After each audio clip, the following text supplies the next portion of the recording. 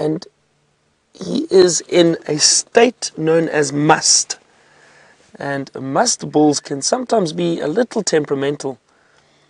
What that is there's a lot of testosterone. Oh, you see that dripping between his legs? That is a clear sign that this elephant is in must. So what happens is, this is when they have a lot of testosterone and hormones flowing through their body. They are ready to mate with females. And it does cause them to become a little bit agitated. But he's a beautiful specimen. Wow, look at those tusks.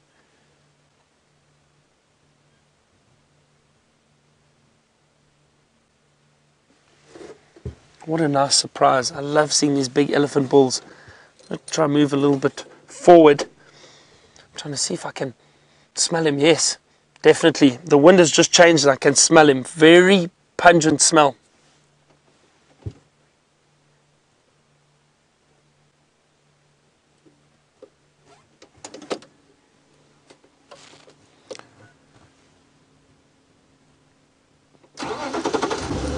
Just going to try and move a little bit forward. See if we can't get a view from the other side. The light on the other side is very, very nice at the moment. Marianne from Arkansas has asked, oh, he seems to be going the other way now. Hold on. Marianne from Arkansas has asked, if an elephant breaks a tusk, is there a tree that they can feed on that can help with the pain? Let's just watch him. Look at that. Beautiful. So Marianne, not that I know of, I don't think there is anything that will help a large elephant for pain. A lot of the trees have medicinal uses, but I think that's mainly for people, locals that have discovered certain trees which may potentially help for pain, for fever, for stomach cramps, stomach ailments, but I don't think it would work for large animals like this.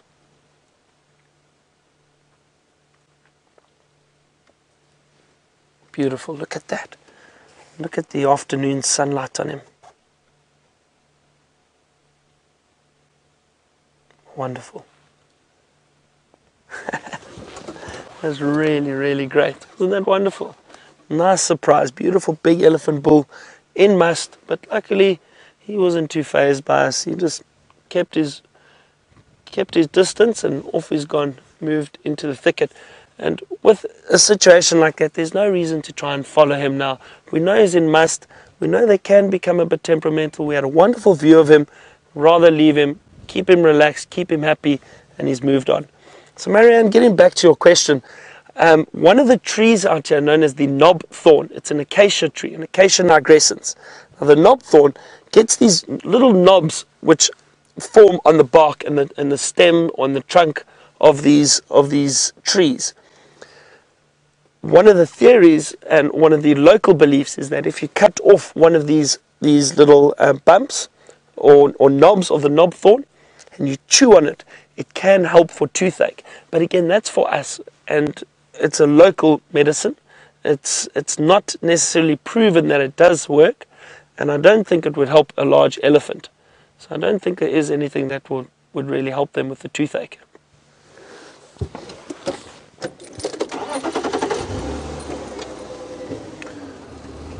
All right. Hopefully James is back on the vehicle. Go and see if you've got if he has an update for us.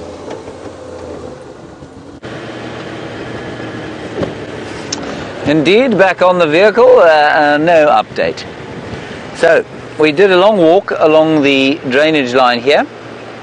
This is where we were hoping that the leopard might be. Andrew is in there searching fervently, but he's come up with nothing. That's the route that we took in there.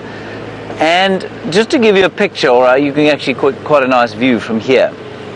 Roy says she was heading in this direction through this thicket and up here, and he saw her on this road at about 1 o'clock this afternoon. Now, it's his guess that she's either killed something in here or she's killed something just inside Arathusa. She went to fetch the cub and she's bringing the cub to whatever that she's killed.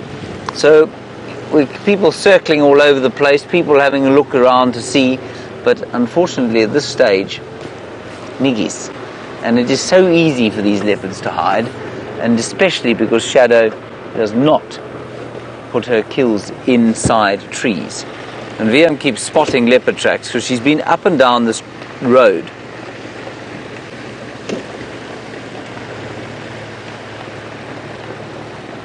And James Richard, I agree with you, Shadow is her mother's daughter, but she's also part of her rest of her kin, her kind. And like you say, they are exceptional at not being seen if they don't wish to be seen. Now, we're just going to drive past here. I think that was the termite mound, wasn't it, VM? That was the termite mound that Sindile was on the other day, or was it not? I thought maybe, you know, she would have smelt her old boy and decided she needed to move along, say hi. Anyway, we'll see what else we can see. Like I said to you, it does become needle in a haystack stuff. There is a kudu there. I spotted a kudu. Did you see it, Vim? I'll show it to you.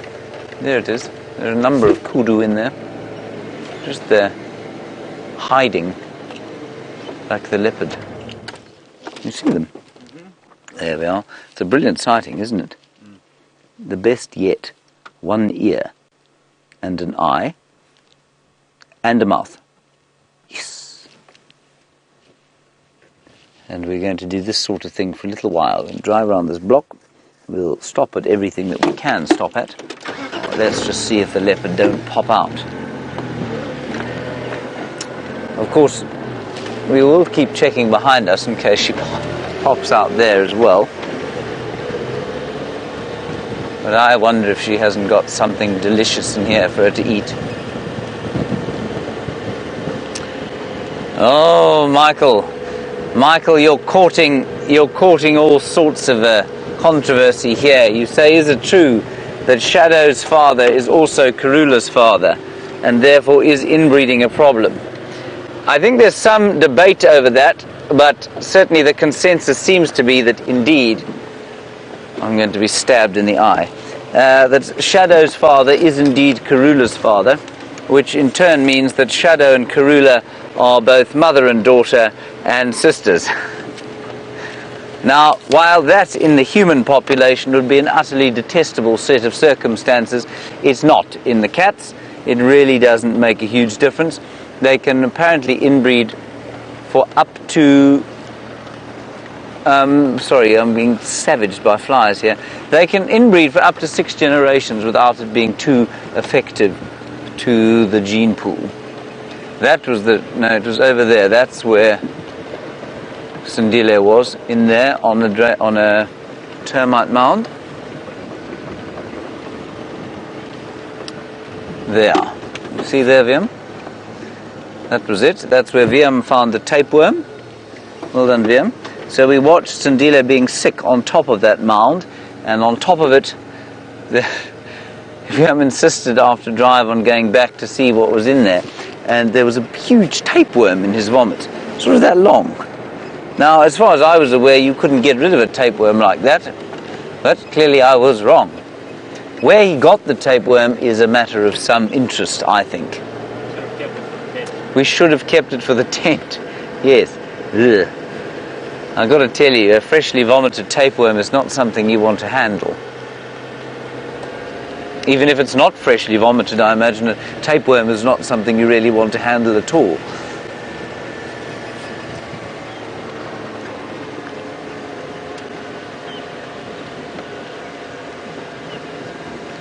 Hello, Ava. A very solidly good question.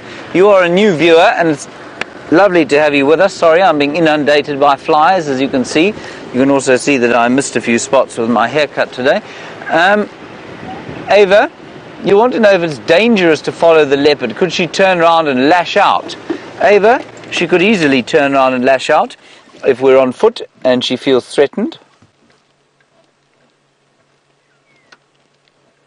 It's a bush that I'm looking at.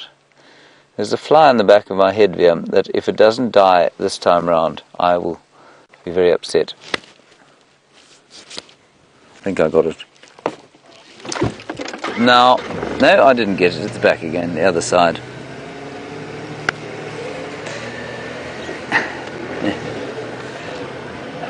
So Ava, if you're on foot, you've got to be careful. You most certainly need to watch out and listen for any signs, and you need to make sure that you don't get into a position where the leopard is threatened. So you can easily threaten a leopard, especially if she's got a cub, by kind of cornering her by mistake. And so what you have to do is be very careful that you don't corner her and let her know that you're coming. It's not a bad idea just to make a little bit of noise, crunching a few leaves, so that the leopard moves off if she hears you coming, or she growls and lets you know that she's there, which is normally what will happen. And we can very easily get very blasé about following these animals, and it's very dangerous to do that, because it's when you are blasé that an area like this does pose a danger to you. And there's a great example, of course. Shadow's mother, Karula, also her sister, we had a situation the other day where she started charging vehicles. And I think it's because we got too familiar with her, we got too close to her, and she eventually just got irritated and thought, that's ridiculous, you're too close now, I won't put up with this.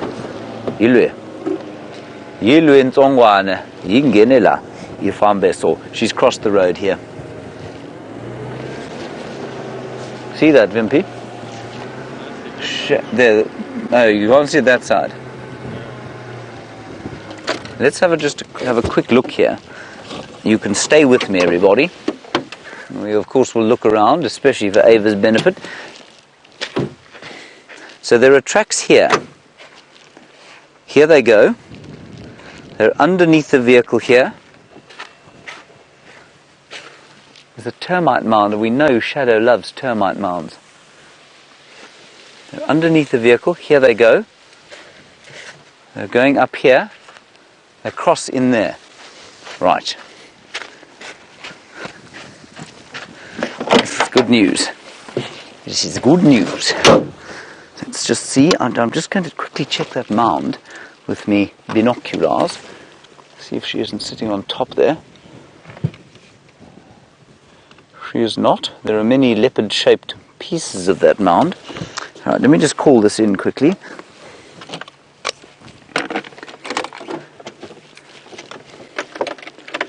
All right, let me just call this in. So, can you see her there, Wimpy? She goes down here, and she's crossed in over there, I think. Can you see them going in there, or is she going along the road? Oh, she's on the road here. She's still on the road. There we go. Okay. Stations, I've located the tracks. Tracks, not the animal, the tracks of Shadow and Cub crossing back west into Arathusa, just to the south of Red Dam Road. I'm following up there.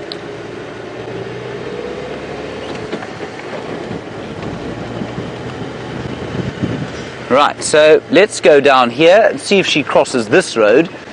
This is very exciting because we know that these tracks are fresh. They must be fresh. It's the female and the cub come down here. That's the termite mound I was looking at. Let's see if she's not on top there. Let's see if she crosses the road. The tracks are heading in this direction. And we've got to be careful of missing them, of course. There. Wimpy, is that them there? No. Let's go gently down this road. This, of course, is not far from where we started our little drive. Okay, while I try and figure out what's going on here, everybody, Byron's at the hyena den. Let's go and find out who's there.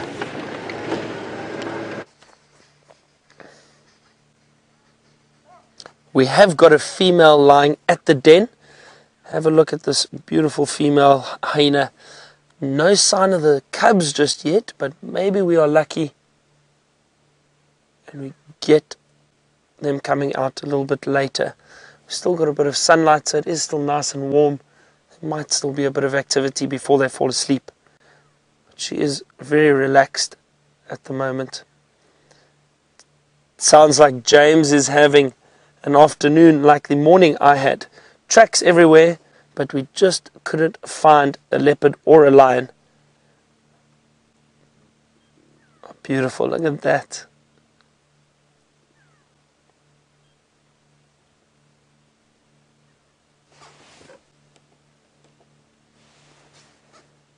Very, very relaxed.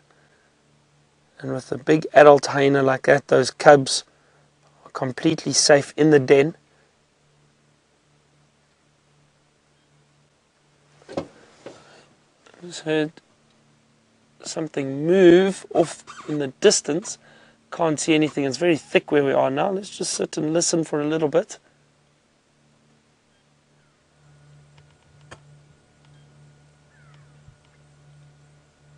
I think it is possibly an elephant that is walking through the thicket, but not too close, quite far from here. Wonderful. Look at that large termite mound that this hyena is in. And often animals will use abandoned termite mounds. So termite mounds that are no longer active. They probably do not contain any termites. But this huge termite mound is many, many years old. A few hundred years old, definitely.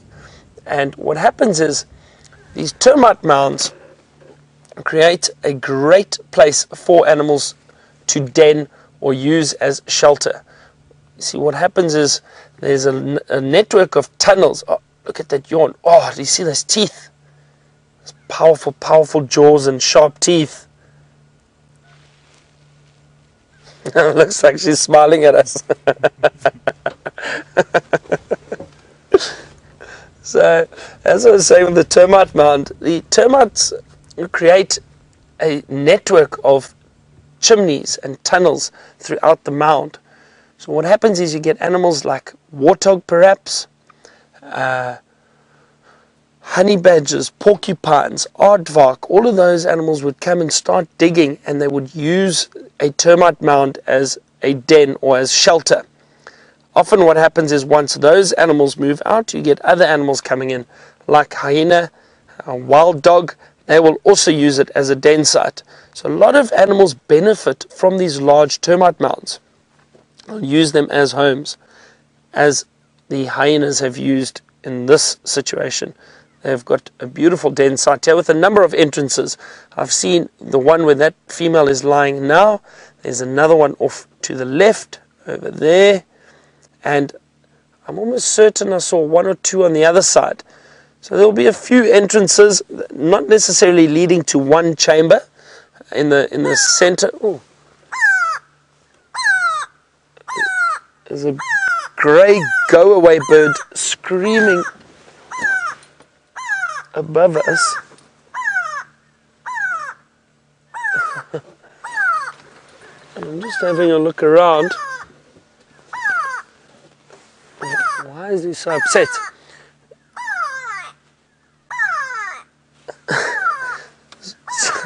It's not giving me a chance to speak. So this grey go-away bird, you hear that sound? Sounds like he's saying, "Go away, go away."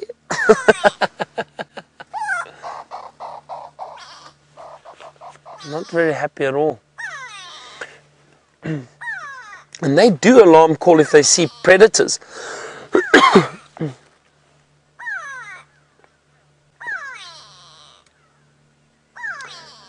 And Ava, you asked for hyena earlier this afternoon. It was your first time with us, and look at that, we managed to find some for you. We try our best to show our viewers what they would like to see. So there we go, just for you, Ava. This grey go-away bird still calling profusely above us. Like I said, I'm just scanning around because you never know. They do pick up on movement of predators. And they do alarm call if they do see anything. I don't think it's alarm calling at the hyena because that hyena is tucked away in the den. But it could potentially also be calling at other birds around. There's another grey go-away bird which has just flown into the tree.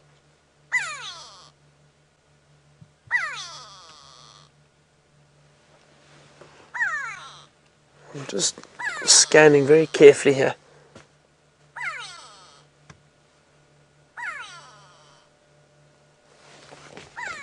No, James is still looking for any sign of shadow or trying to work out where she has gone.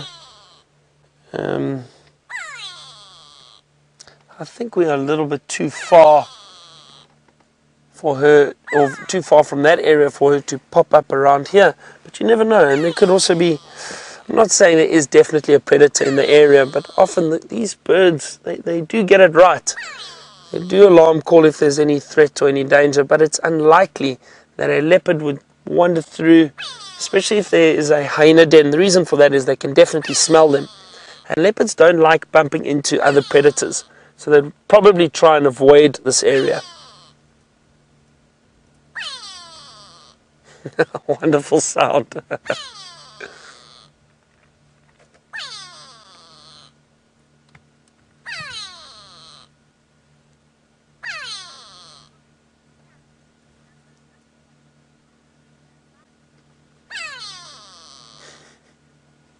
So Kat in Tampa, all the way in Tampa, has just mentioned that she's never heard the grey go-away bird that loud before.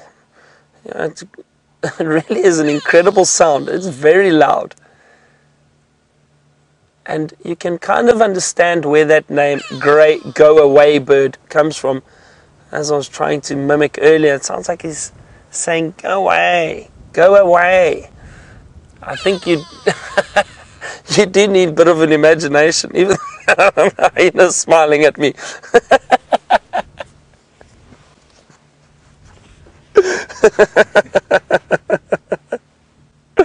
And it's putting its head down in shame, going, oh dear Byron, don't give up your day job. Stop trying to mimic the birds. Like I said, I think you do need a bit of imagination when listening to bird calls and trying to figure out what they sound like.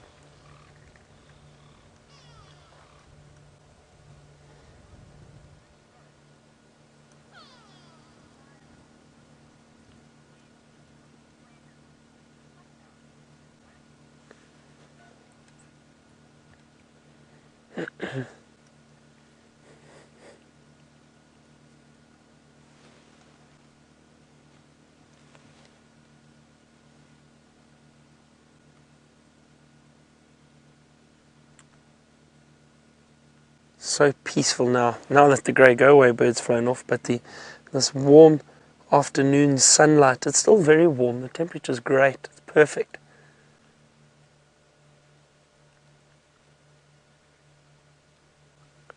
You can still hear some elephant moving in the distance. Can't see any of them, but they are moving through the thicket further on. We did pass one or two elephant on our way here. We're just off into the bush. But look at that beautiful sunlight coming through.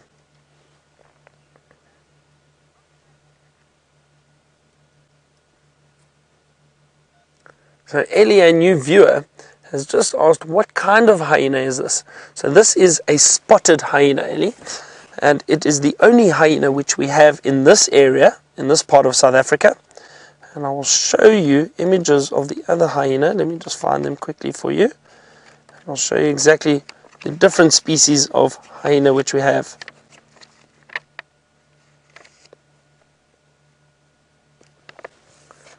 So let me show you quickly. I've got my trusty mammal book out. So Ellie, as you can see over here, this is a nice picture of the spotted hyena again. There we go. And that's this species of hyena. They are the largest of the hyena, and in this area they are very prominent. There's a lot of hyena in and around the greater Kruger. They're often in clans, so large families, mainly females with young in those groups. The reason for that is they have a matriarchal society. So the females are the ones that are more dominant. They are larger than the males, and the females are the dominant ones that control the clan. Another species of hyena is the brown hyena. Have a look at that. Now, they have been found in the Kruger in the past, but the brown hyena generally prefers semi-arid to drier areas. They are found up in Botswana, up in Namibia, and then the northern part of South Africa and northwestern part. you get a lot of brown hyena activity. They are not always found in large clans like the spotted hyena, but you will see them in groups occasionally. But generally they do patrol huge territories, huge areas, very, very large areas, alone and looking for food and scavenging, just like the spotted hyena, but not as much as the spotted hyena do. I'm trying to see, there should be another one, the aardwolf, and I don't have an image of but the aardwolf forms part of the hyena family. It is not really a hyena, but does fall under the hyena family. And those are found throughout South Africa, but or Southern Africa at least, but they are quite difficult to find. Very shy, mainly nocturnal. And you also tend to find them more in semi-arid to dry areas. So that's another species, the aardwolf, which means earth wolf. The aardwolf is an Afrikaans word, it means earth wolf. And I think also because they burrow underground. Or not burrow, but they make their homes underground, probably from old termite mounds. They'll have den sites down there, or aardvark, which is the earth pig, and directly translated means earth pig. And that is what an aardvark looks like. And they dig these beautiful, beautiful holes, big holes. They're incredible diggers. They're very large animals, very strange looking, and they will dig holes, and they will almost bury themselves to an extent. If they feel threatened, they dig up sand behind them so you can't get to them. But they will sleep underground during the day and come out at night. And those aardvark holes which have been abandoned, other animals will then use afterwards, like porcupine, the aardwolf, and occasionally hyena.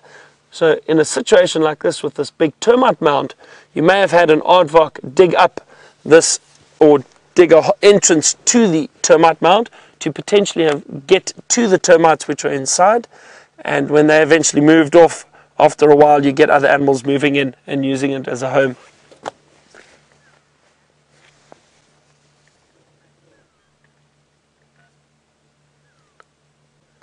Wonderful to sit here. We're going to sit here a few more minutes, see if we don't have any luck with the cubs. Hopefully James has got some news for us, but it doesn't sound like it.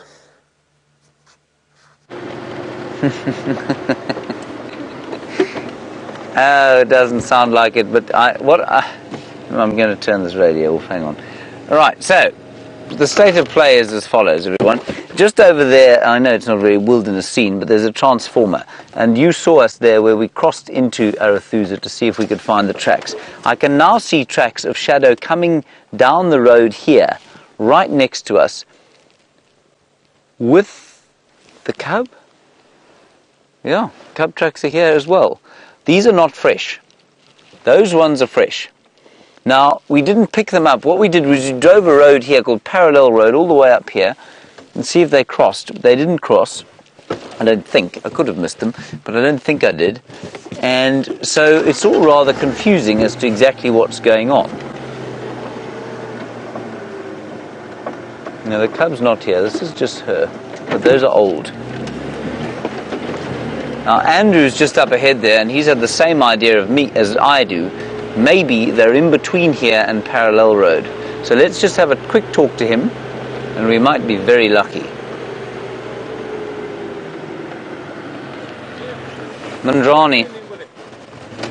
Ingenile, uvonile mnkonzo? Oh no, ngwanyane mangeni nawampimpana. Mara ndinjike lega Parallel Road and kumangi chu. Ndajinga futhi. Okay. All right. Enjoy. Unfortunately, Andrew's got no more idea than we do. So you can see her tracks coming down here. That's why he's going that way, because he thinks maybe she's killed or back there. Now that's not a bad thought, because of course we did hear a few impala alarm calling. So she may have killed back there and be taking the cub that way. This is all wild postulation, of course, so who knows. Let's just drive slowly along here, exactly like Andrew did, and we might be lucky.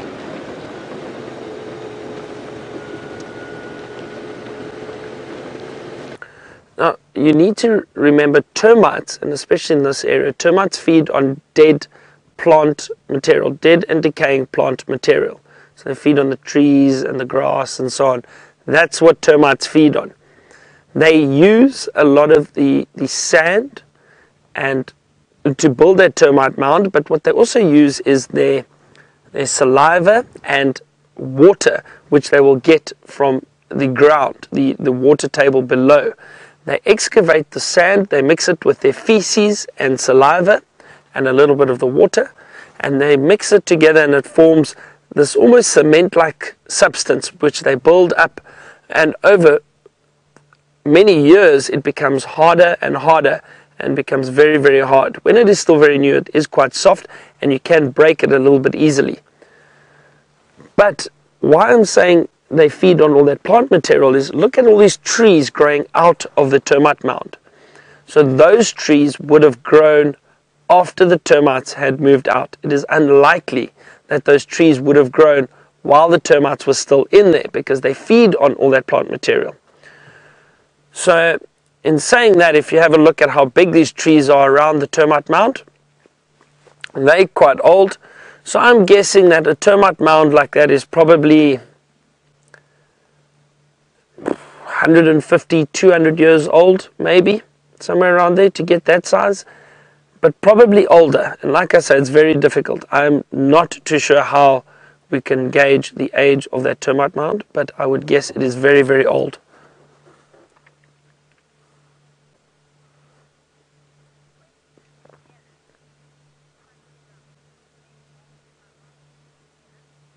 So Ellen has asked a question about termites and if they would ever repopulate old termite mounds. There is a possibility, Ellen, that they could come back and reuse an old termite mound. What most likely would happen is they may repopulate one side of the mound and begin building a new section to the termite mound. But often what happens is, and especially these big old termite mounds, you will get termites constantly using it for many, many, many years. Even if there are some that move off, you may get them coming back because it will take forever or a very long time for these termites to build such a large mound. So it's not unlikely for them to use a termite mound again. They possibly could. But also what happens is, if there's not a lot of food in the area, they will try and find an area where the soil is a little bit softer and potentially there's more water around. Termites are very reliant on water and moisture. So they do try and look for areas where they can get to the ground water table, and they use that water within the termite mound. But they're very interesting little creatures. And a termite mound like this is almost a living organism. All those termites within that mound create this well-oiled machine almost, if I can put it like that. They regulate the temperature in there. Every termite has a specific role. You have worker termites, you have soldier termites, and you have the queen. Now, all the termites are generally about that size. Very, very small, so about that size. But the queen termite is about this big, very, very large, and her job is purely to lay eggs. All she does is lay eggs constantly, and the workers will transport those eggs and incubate them, and once they hatch, each termite has been programmed almost for a specific role in that termite mound. The female will control the amount of hormones and what's the word, and I've had a blank now, I'll get back to that, but she controls the hormones which each termite will get, and that will determine whether or not they become worker termites or soldier termites. And she will know, there's chemical communication between these termites. She will know what the termite mound needs, which is incredible. It's fascinating if you think about it. And then once the numbers just continually increase, she will lay thousands of eggs a day. and they will all have a specific role. The workers will bring food to the termite mound, and the soldiers will purely protect the termite mound. Now, how they regulate the temperature is by all the movement. They use thermoregulation, so they create their own heat within their termite mound. But what happens is, and the way they build it, is they've got a chimney system which works throughout that termite mound to circulate the air, and that causes it to cool or warm up. And depending on the outside temperature, they will either open the termite mound, allow air to escape and come in, or close it up and allow the air to stay warm. They're regulated at about 32 to 34 degrees Celsius. It's amazing, absolutely amazing. Often in winter, especially in winter, there's certain times in cool summer mornings, if you're lucky, if you go and find an open termite mound, a fresh termite mound, and you stick your hand over it, you can feel the warmth coming out of there as the air is circulated through. It's wonderful.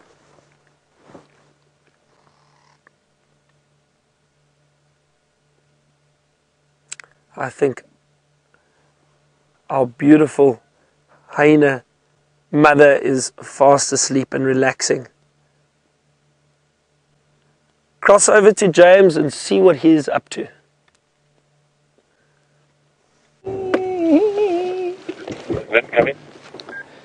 Hello again, everybody. We are just sitting under the boughs, leafy boughs of a brown ivory tree, Bohemia discolor, listening, hoping to hear the sound of crunch, crunch, crunch.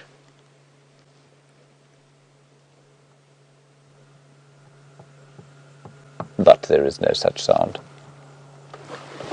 So I'm afraid this leopard has bamboozled us, in the words of Willem Dorenbrach. So that's it, I'm afraid. We'll just quickly, we'll drive along this road, we'll see if she pops out. But I'm afraid I think she's beaten us good and proper. Somewhere in here, she and her little cubby are having supper, which is good news. I hope she manages to hoist it into a tree. She's rather close to where our hyena clan's boundary meets the Arathusa hyena clan's boundary.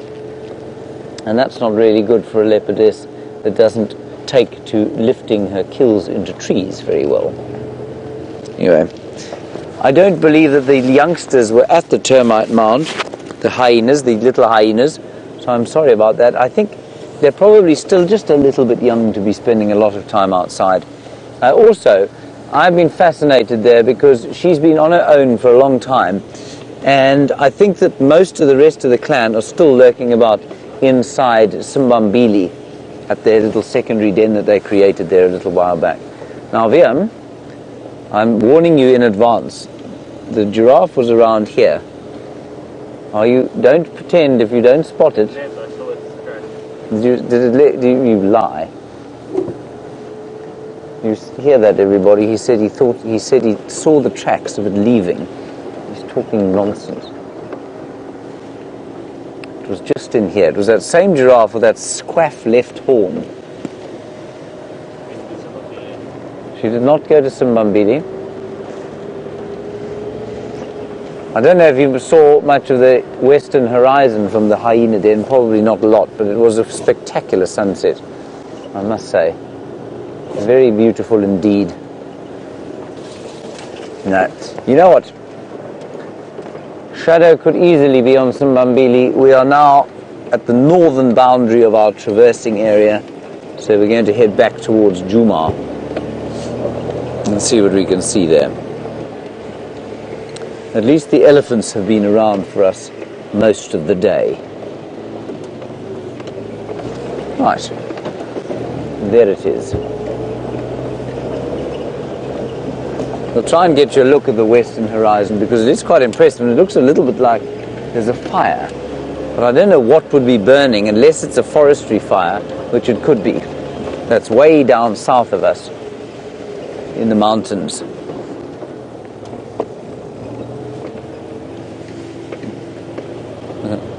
Ah, Kevin, very nice question from you. Why don't we use planes or drones or choppers to find the animals?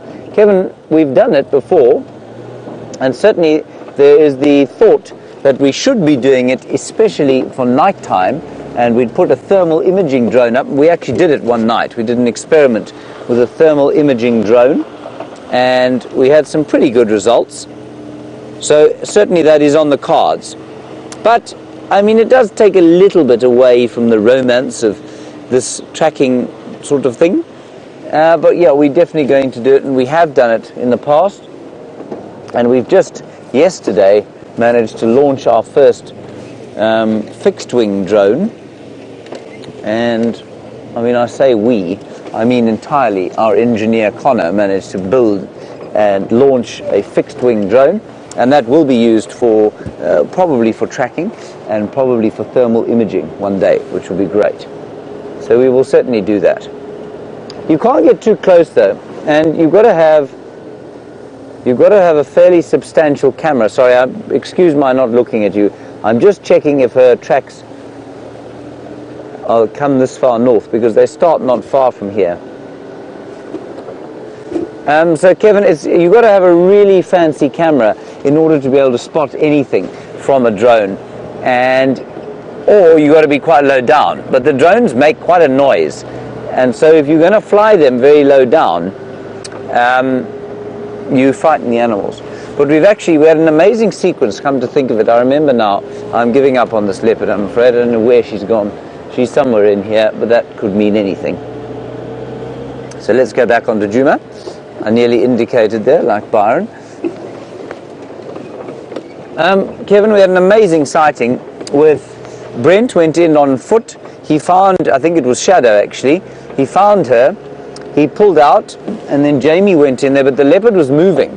And so Andrew flew the drone in over the top, and while Jamie was finding it, because it was quite an open area, the drone sat above them and guided Jamie into the sighting. It was the most wonderful thing to see and watch, and so it absolutely is an option going forward. But we have to make sure that we're not having any effect on the animals, and we also, it's not easy to get permission to fly drones around national park areas because of the rhino poaching problem that there is.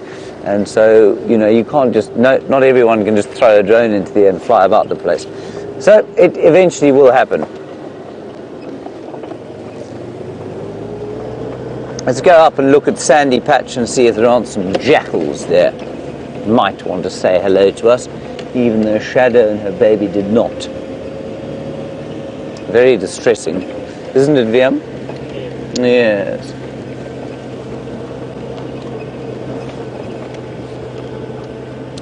Hello, Brian in Wyoming. I'm not sure I've spoken to you before. It's lovely to have you with us. You want to know the difference between a jackal and a hyena. Well, Brian, they're from totally different families. The jackal is from the family Canidae, that's the dog family. The hyenas are from the family Hyenidae, and that's a totally different family. And it's actually from a different superfamily that is much more closely related to the cats than it is to the dogs. So they are totally unrelated. And then from a, well, you know, they're as related to each other as, what, a mongoose and a dog are. Just going to quickly talk to Lex, who's hailing me on the radio. Go ahead.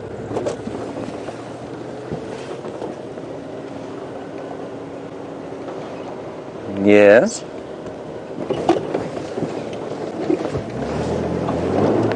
Copy that, I'm on my way. 2 minutes away.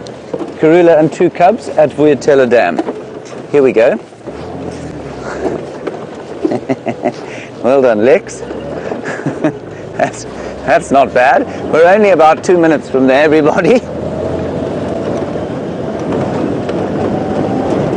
Hold on tight, everybody. The radio is now going to go ballistic, of course.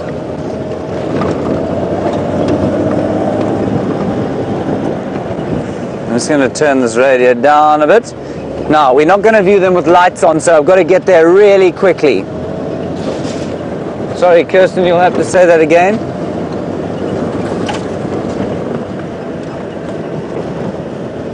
Yes, we're on our way. Apparently the elephants are chasing Karula at the dam. We're not far from there, everybody. Drive very quickly. Now, the dam cam is on. You can see exactly what's going on there, I think. quite extraordinary.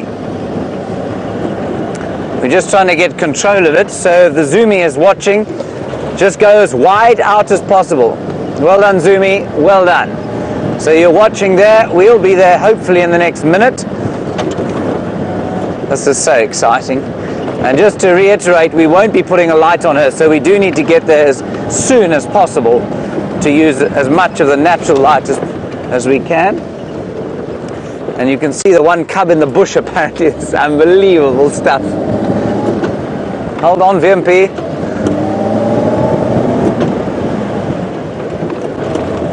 I can't believe this.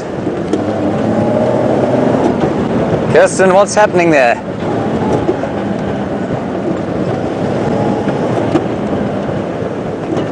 So the little cub apparently is behind the bush, and you, and you can see a cub in the bush. I'm amazed. I'm narrating this, of course, from now 30 seconds out. Now you can see the mother.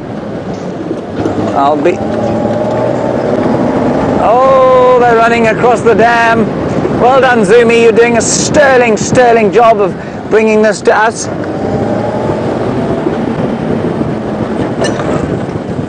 Oh boy, this is amazing. The cubs are with Karula. This is incredible stuff.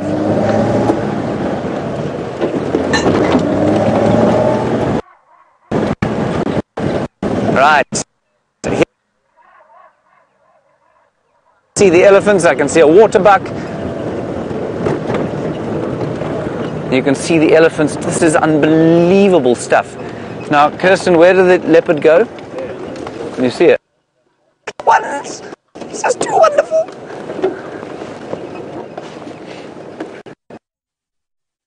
Dad, look at them. There the little things are. Oh, wow. The Queen, George and Charlotte wandering across the open, and they were impalas shouting in alarm earlier today from round here. Let's try and catch up with them for a little bit. Can we get down here, Vimpy, or do you think we'll create a problem? There is a spot, hey? I think it's here. Yeah, we're okay down here. Isn't that special, everyone? What an unbelievable sighting.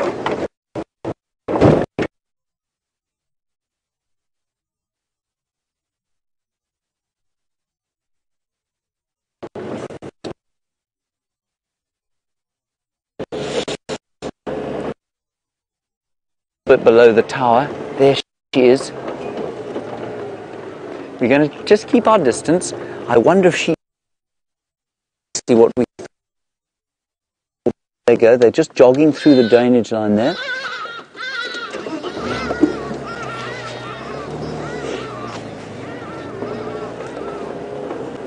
I wonder if she's not going to pop out onto Mvubu Road. Just find out where Byron is. You can hear the bird's alarm calling. There she is. She's just there. And a nice view here. Just turn the radio up so that Lex can get hold of me.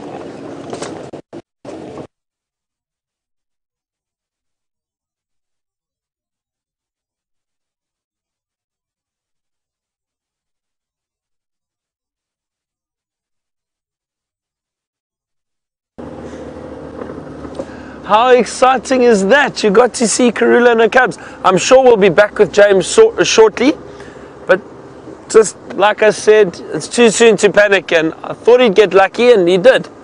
Not quite the leopard he was looking for, but a leopard is a leopard. So that is very exciting. I haven't seen her yet, so hopefully I'll be able to catch some of the footage later. We left the hyena den site. There was no cub activity at all. The female just lay at the entrance to the den. She didn't move any further, and it's getting a bit dark, so we didn't want to disturb them if they are still around inside, which I'm sure they are.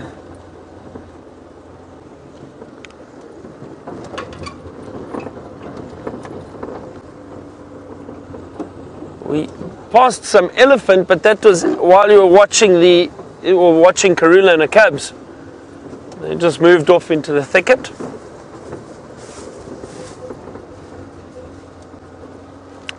But that is very exciting. I'm so glad that you got to see them. Now the multitasking begins. I think the signal's back with James. Go and see if Karula's still around.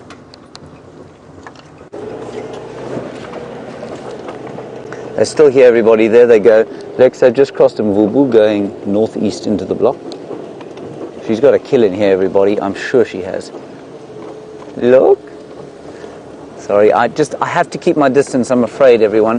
There you are. You can see them now. They're jogging forward.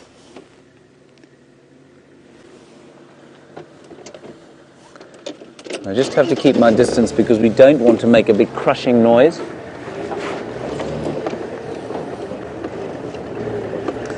Thank you. In fact, let's just... you can hear the... Look, on the tree, Karula on the tree. Jumped off the tree. Sorry, I saw that a bit late, everyone.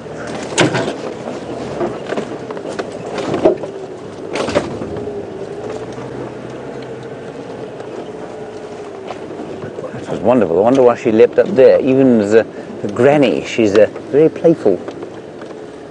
I'm sure there's going to be a kill here somewhere.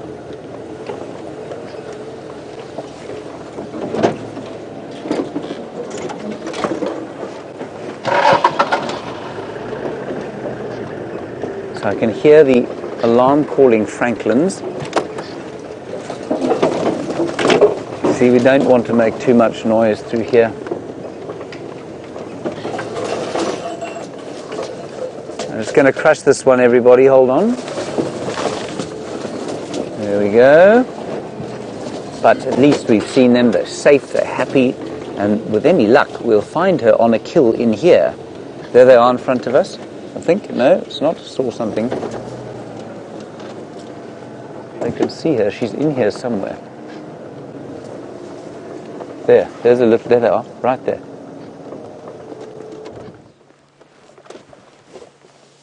Oh, that's wonderful. Oh, wow. Liam, don't you feel like we deserve this? Yes. We hoped for one cup and got two. We hoped for one and got two. Oh, wow.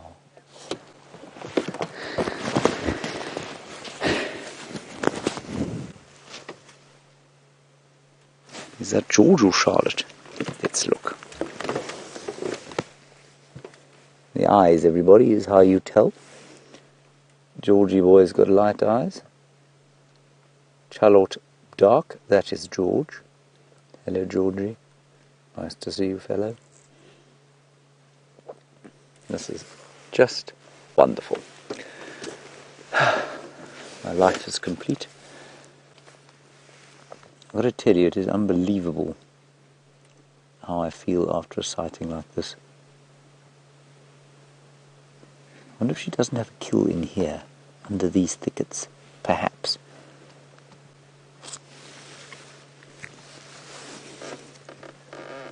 Yeah, Christy, I agree with you completely. You say you can't believe how fast they've grown up.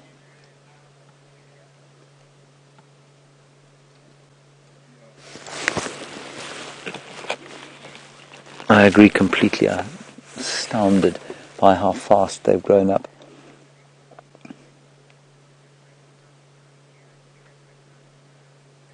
Oh, look. Hello, little George. Going to say hi to his mum.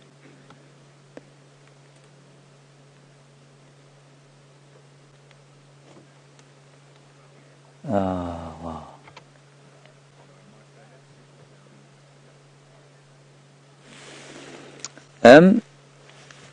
Doug, you're in Connecticut and you say, is this area not too far from where they were born? Doug, it is close. It is quite close to where they were born. They were born just to the east of this in the drainage line, in the Milwaukee drainage.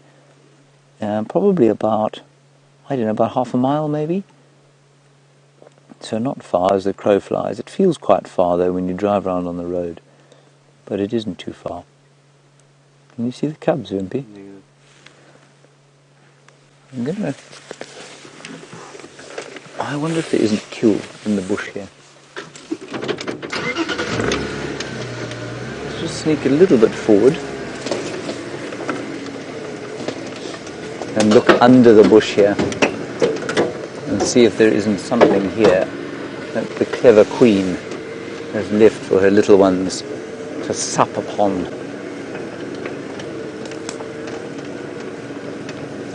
Now, you see, it's getting very dark now. I'm just going to ease around the side here. Go ahead.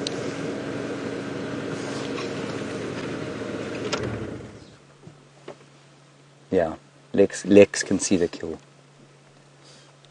Yeah, copy that. I'm just going to move around to where Lex is.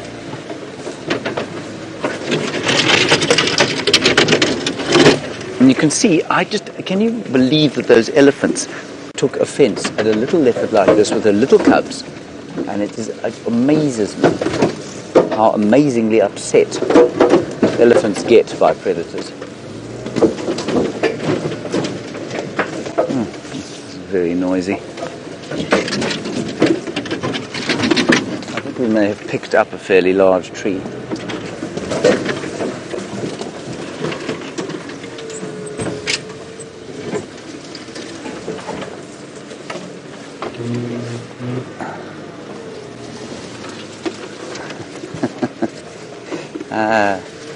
The universe doth... Oh, sorry, there's a little one right in front of us here. Okay, everyone, it's too dark now for me to move around the sighting, so we're just going to stop right here, and when we move, we'll reverse out. I hardly saw her. I can hear one of them feeding.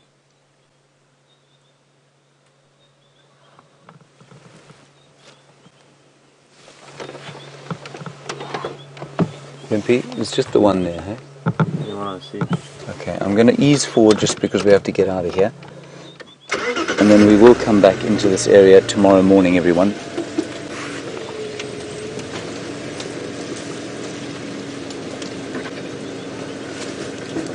Yeah, I can see the other one now as well. Alright, let's go across to Byron. I'm going to try and get out of this situation, I think, and then if we get one last look, we'll have it, but let's go back to Byron for now.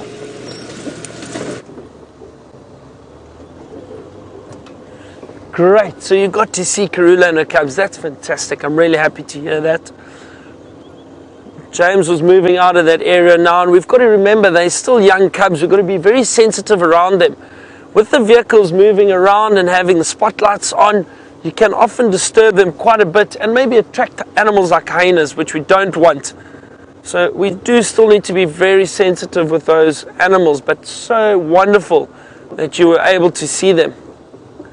The good thing is, we've got a confirmed sighting of them very close to camp, so potentially tomorrow morning we might be able to follow up around that area. Maybe James and I will have to track together. Sorry, just a little bit of a hold here. Ooh. Hold on, Brian.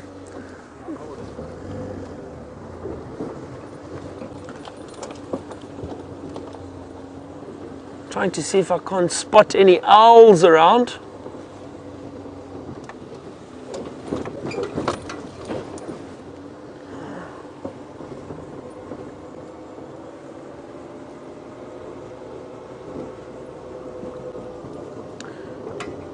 So Sean from Secunda has asked, are there any fruit bats around here? Sean, I haven't heard any. I'm not too sure, but the fruit bats have got that very high-pitched sound that they make at night, high-pitched chirp or whistle. I haven't heard any. So I'm not too sure if we do get any fruit bats in this area.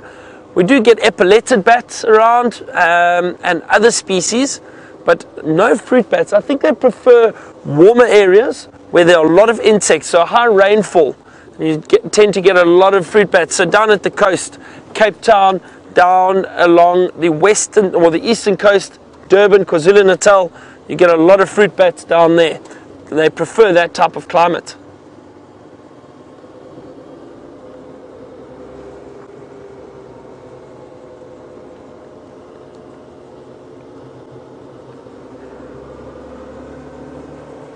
We need to try and find a bush baby tonight. James found one the other night. I'm very jealous. I haven't found you one yet. So let's hope. I'm scanning very carefully.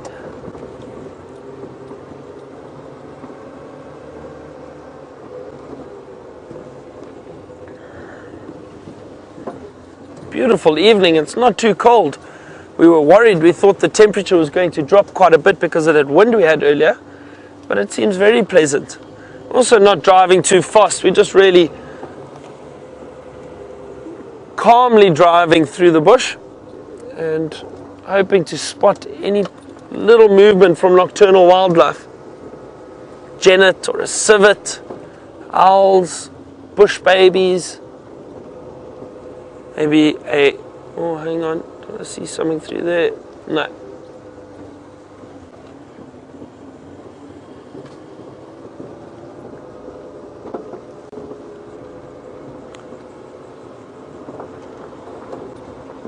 There's some bats flying around, but let me just turn the lights off for a second. I wonder how this would affect our shot.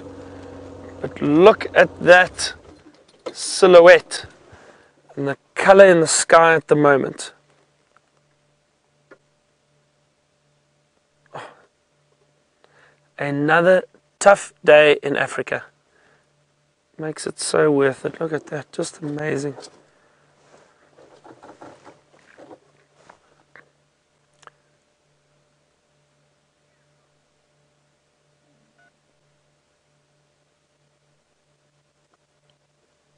You know, we are always in search of wildlife and interesting things to see, but taking the time just to appreciate a sunset like this is also very important.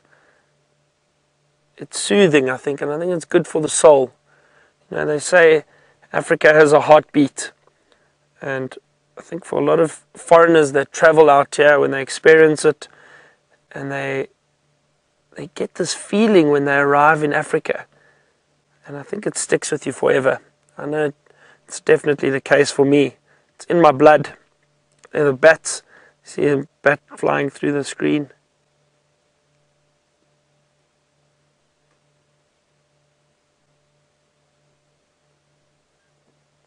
Wonderful. Isn't that fantastic?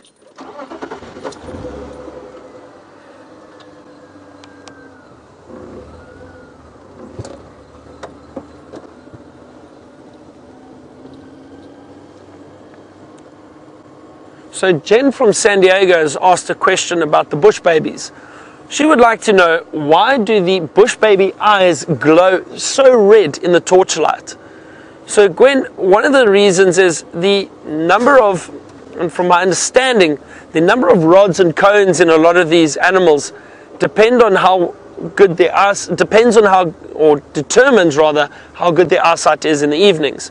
Now those are nocturnal animals, so they've got very large eyes to be able to allow a lot of light in so that they can see very, very well. Now, I think it's purely because they've got those very large eyes. A lot of predators' eyes are also very large, and as the light reflects it, it reflects probably the pupil in that of the eye, and you get this red coloration. So I'm sure it's got to do with the amount of rods and cones and the color reflected back out of the eye, but the reason for that is because they have nocturnal eyesight. They've got very, very good eyesight, much better than owls at night. James has got a genet, another nocturnal animal. Guess what that is, everybody? I thought it was a bush baby until Viam, the great cameraman naturalist, pointed out to me that it is in fact a genet. A lesser spotted genet, peeping at us from the top of a tree, which is very, very nice indeed. We left those leopards. We can definitely hear one of them feeding, and so we're not going to put lights on there, and hopefully they'll still be there in the morning. That would be great. So that probably is a small spotted genet. You get two kinds. You get the large spotted and small spotted. As far as I remember it, you know, it's been so long I've had to talk about a genet. But I'm 90% sure that's a small spotted. And what it'll be doing is crawling along the branches very stealthily, looking for nesting birds, perhaps the odd reptile, and if it's very lucky, I guess a scorpion or two. very Catholic diet, and they look, you can see it looks a little bit like a cat, but it isn't a cat. It's much more closely related to a mongoose, and even more closely related to a civet, and they're from the same family as the civet. It had a lovely name. The family's called the Viveridae, and although very beautiful, they had the disconcerting habit of marking territory with a distinctly smelly anal gland. Here comes Byron Sorrell. I can hear his vehicle. Baron, if you shine your light to where I'm shining mine, I want him to just see if he can't get an angle on it. Baron, stop your car. If you shine your light where I'm shining, you might catch the genet at a different angle from the one I've got it. Up top, in the tree. Oh, no. Maybe you're unsighted. I thought you might get it from where you were. Okay, sorry about that. You'll just have to sit there and wait. Thank you. It's more than I managed to find myself. You heard that, did you, everybody? He says he managed to find me. Well, that's a relief.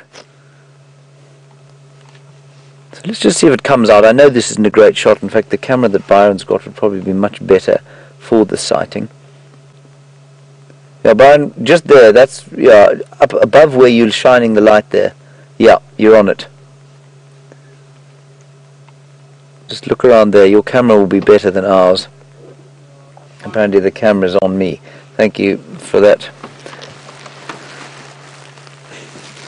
I just want you to try and... I just want you to see if he doesn't come out. Because they're very special things, and they look like cats, but they're very long. Until you look closely at them, they've got these long bodies with these incredibly thick, long tails. But much like the cats, they are infinitely patient. And you know, they're still found in cities. The last time I saw a genet before I moved back to the bush, I saw one in a suburb called Dunkeld in Johannesburg, and it is the middle of the urban jungle.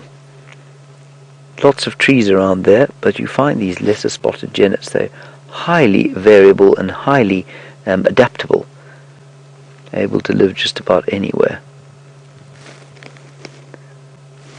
We could try and sneak a bit closer. What do you think, Vim? I think it would be cool. Okay, let me try and sneak a little bit closer, everyone. Byron is looking into the top of the tree there. Any luck, he'll be able to pick it up from where he is. I'm just going to move straight closer to it. Baron is just in front of me here.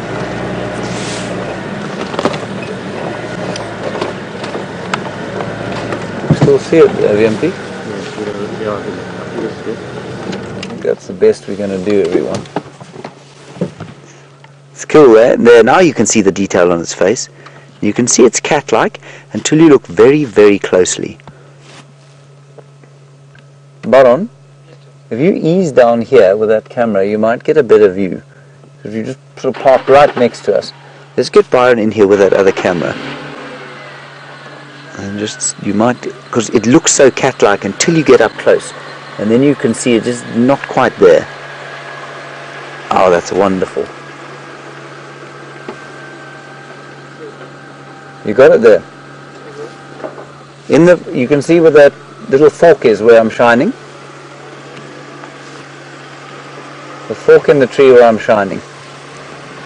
We'll let Byron try and find it there. That's wonderful. Just having a little snooze. Let me put this light on. There, I'm going to take the spotlight off. That's much better. Can you see it? We can, yes. Okay. Oh, that's wonderful. Look at it. And you can imagine how many creatures there must be lurking in the branches of all these trees here, and how many we don't see. There you've got Byron's picture, which is obviously a little bit closer than ours. Brian on the super zoom. And you can see, I'm sure, from its face there, that although it looks cat-like, once you get in close, you can see those white marks, and it looks much more closely related almost to a raccoon, I suppose. I remember being struck by that the first time I saw a close-up of a genet, thinking how uncat-like its face looks when you actually get a hard look at it. It's just gone to sleep there. That's so cool. Everyone, I think I've seen 2 of these maybe. It's in the year that I've been here. We find their tracks all over the place, much like we do with the civets. But these chaps are all over the place. I can see, just opened its eyes to look at Byron and Brian. He's most impressed by them, of course. Fine fellows they are. And you can see its face, a long nose for smelling out things.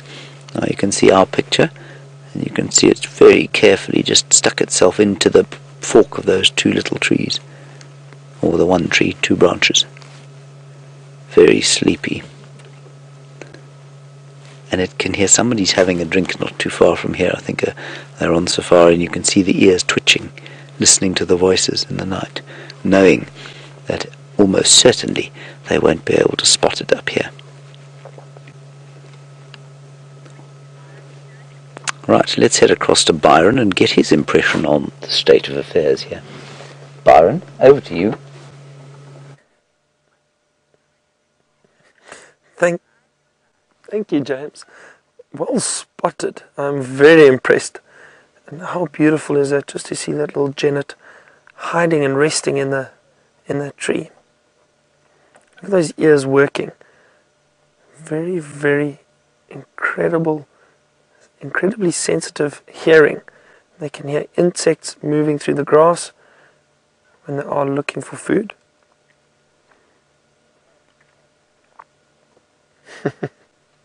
Look at those beautiful big eyes. See, also because it is a nocturnal animal, it's got those large eyes. You can see a little bit of the reflection in its eyes. I don't want to shine directly on it because the bright light can affect their eyesight a little bit, but we're just off of it and it's very relaxed and settled in there nicely.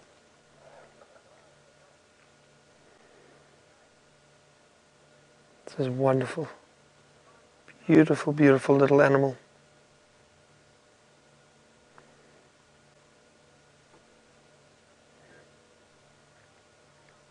You can hear Scops owls calling in the distance. It's a great evening.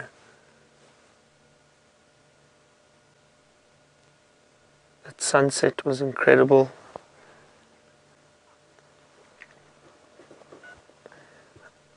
I hear a few of the viewers are saying it looks like a fox. It does almost to an extent, I suppose. That little face, the pointed nose. There you can see the markings on the body clearly. Look at those spots moving down the side of the body. Beautiful little animal. And I suppose it does look fox-like, cat-like. It's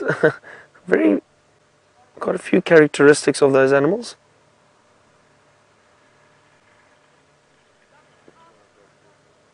Look at those beautiful markings on the tail. You can see the stripes, the black and the brown stripes over the tail. Oh, there it goes.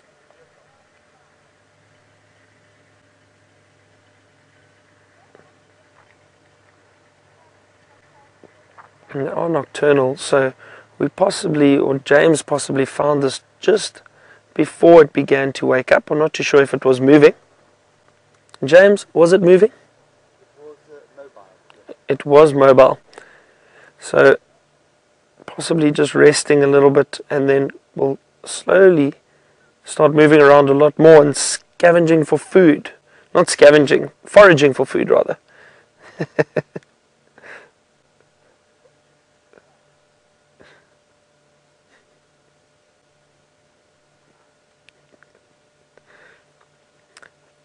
When James and I used to work together, when James used to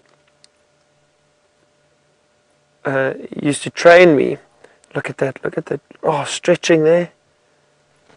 Oh, you can see them beautifully now. They're very agile tree climbers. Look at that.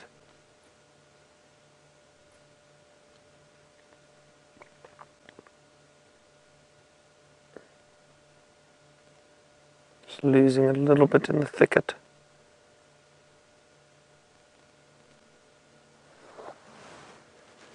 As I was saying, when we were training, we used to try our best. And it wasn't very difficult. We would often tease James about his training and try and make life difficult for him. He would ask us what animals ate, and our answer for everything was nuts, fruit, and mice.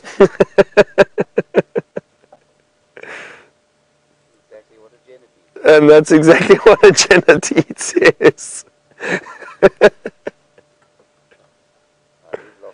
Yeah, we're going to leave that genet, let it carry on its business for the evening.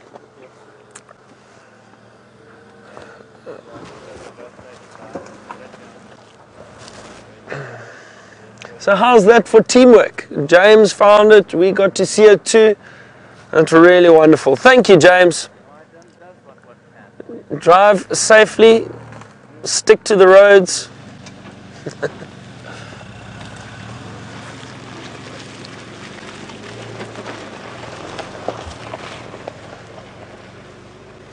Going to give them a few minutes to move off so we don't have too much dust. But that was really great.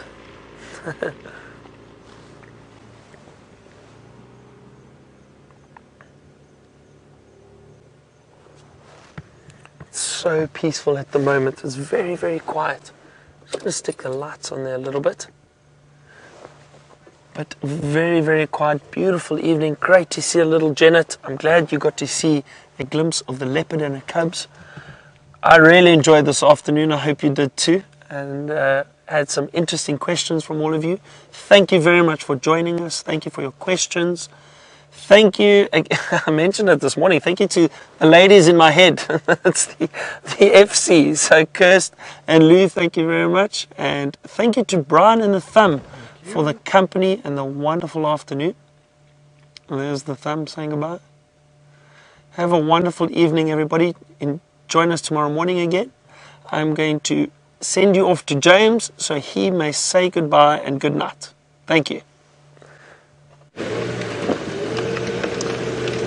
That was very special, everybody, and when it stood up, I'm afraid I discovered that I'd probably misidentified it.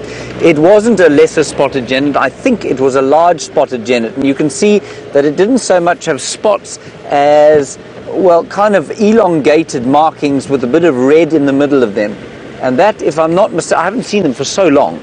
If I'm not mistaken, that is a large spotted genet. And a large spotted genet is almost exclusively arboreal, so lives in trees there. And that's precisely what that one was doing. And they eat pretty much the same sort of thing, you know, nuts, fruit, mice, that sort of thing. They really do eat fruit. They probably don't eat a lot of nuts. Mice, absolutely, and lizards. And they will also eat squirrels, of course, because they are so arboreal. And they catch Wiem's uncle's chickens. A true story. Okay, I'm going to speed up to the top of quarantine here because the western horizon is on fire. Not literally, fear not, the apocalypse is not nigh, but there's definitely some smoke there, and I suspect that it's from a bushfire, not a bushfire, forest fire. Can't be any bushfires now, there's simply no grass to burn. I'm going to drive quite quickly to the top for the last minute or so. What a wonderful end to our day we had. Janet, Karula and George and Charlotte, hopefully with a kill that we can go back to in the morning. That would be really wonderful. But who knows? They are very close to the hyena den, by the way, and I don't think hyenas necessarily pose a danger to the cubs, but they will almost certainly pose a danger to the kill. I think that's as good as we're going to get from a sunset point of view. That's really not bad, though, is it? Look at that. Gee whiz. Is that not beautiful? Well, while you enjoy that sighting, thank you everybody for joining us today, for being patient with us. Thank you to Byron for taking the bulk of the show with Brian. And of course to my friend Willem Dorenbrach, who seemed to cheer up a little bit as we saw the cats. Thanks to Kirsty and Louise in the final control. We will see you tomorrow, of course, as the beautiful African dawn breaks. Until then, stay safe and happy. Bye-bye.